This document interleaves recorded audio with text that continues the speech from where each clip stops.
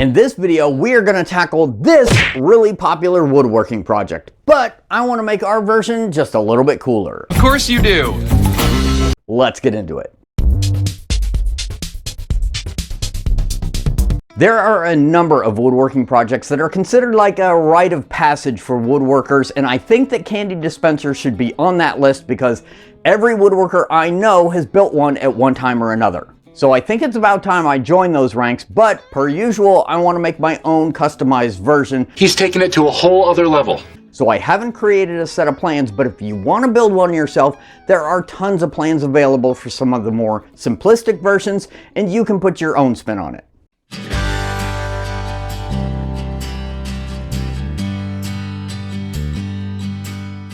Starting with a 1x3 board, I cut two pieces to 16 inches long for the two sides.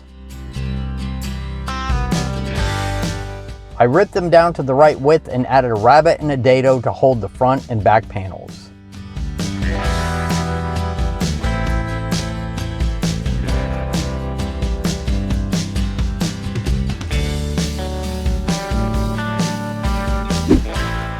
I used a 1 1/4 inch Forstner bit to put a recess in both pieces to hold a dowel, and in one of them I used a 1/2 inch bit to drill the rest of the way through. After marking where I wanted my little ramps to go, I cut the slots at a 20-degree angle.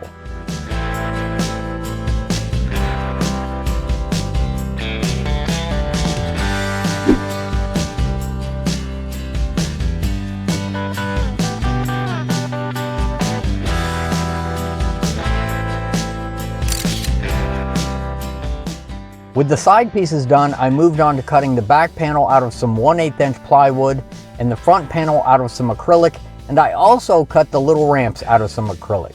The trick to cutting the acrylic is making sure that it is pressed down to the surface to keep it from vibrating and cracking.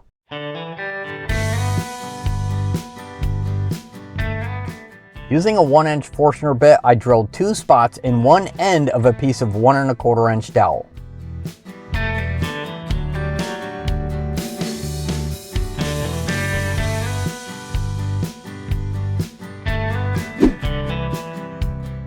After cleaning up the little pocket, I drilled a 3/8 inch hole in the end for a dowel.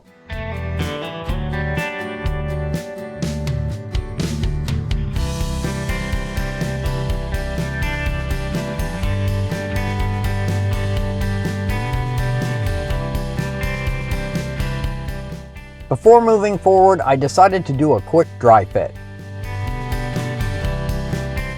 Look at that, it's starting to look like a thing.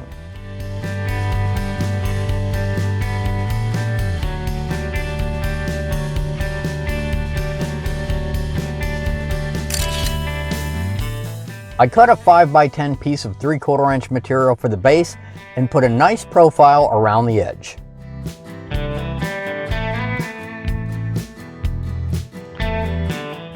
Then I used a bowl bit to wallow out the area to catch the candy, and as you can see, I stepped the area down a few times to create a slope, cleaning it up with a chisel and some sanding.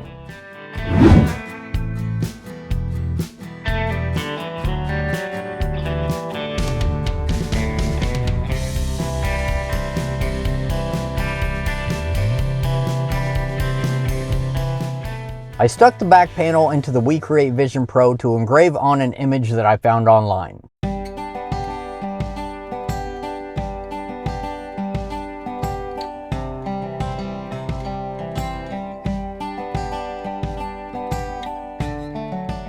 I also decided to cut out a frame to cover the edges of the front panel.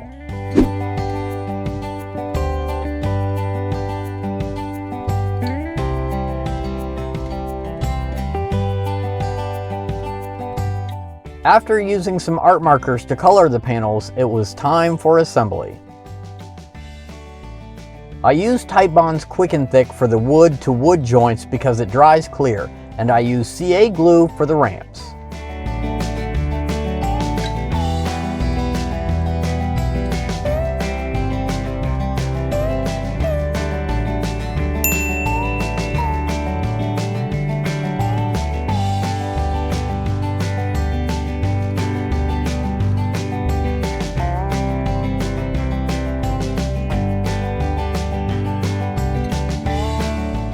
It was at this point that I realized that I'd kind of made a pretty big mistake. I forgot to cut a place for the candy to come out. No candy?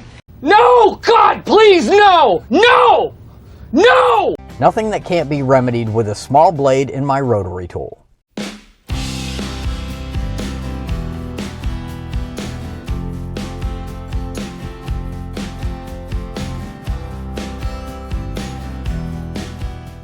With that crisis avoided, I attached the base with some glue and screws. Now we don't want to forget the most crucial part of this build, and that is the little handle to make it work. I used a hole saw to cut out a 2.5 inch circle and re-drilled the center to 3/8 of an inch.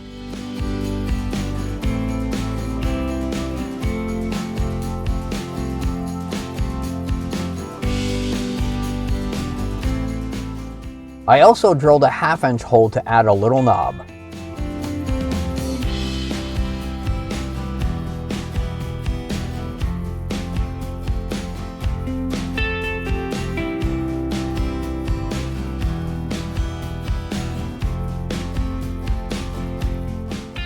I made sure to add a washer to cut down on the friction between the wood.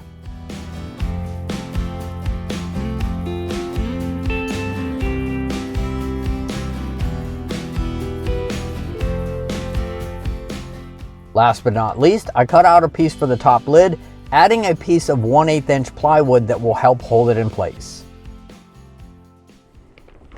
All right, there's some finishing touches to be done, but we have to test this thing out. I can't wait any longer. So to test it out, I got some peanut butter M&Ms and some jelly beans. So which one do you think I should put in? You're absolutely right. Peanut butter M&Ms all day long. Let's make sure our little candy wheels turn the right direction. And we'll put some of these in here. All right, let's go for it. Oh, it's already, oh no. Yeah! Wow! Works all day long, baby. Try this thing again. Oh, jamming up a little bit. No, we made it. Look at that, and it comes right out the little slot like it's supposed to. Like I planned it like that. Yeah, baby. You need to chill a little. Now, most of the times when you see these candy machines, they're just natural wood, so the color of the candy really pops out, but I kind of like this aquarium vibe we have going on here, and the candy is kind of hidden, comes out this little hole. I just think that's really cool myself. Let me know in the comments below what kind of style you like. Do you want it to be focused on the candy or focused on the actual machine? I also really like these acrylic ramps. I think it's cool that they kind of just disappear and you just see the candy moving down. The one thing that I don't like is that the CA glue actually discolored some of the markers. It's not super noticeable, but I know it's there.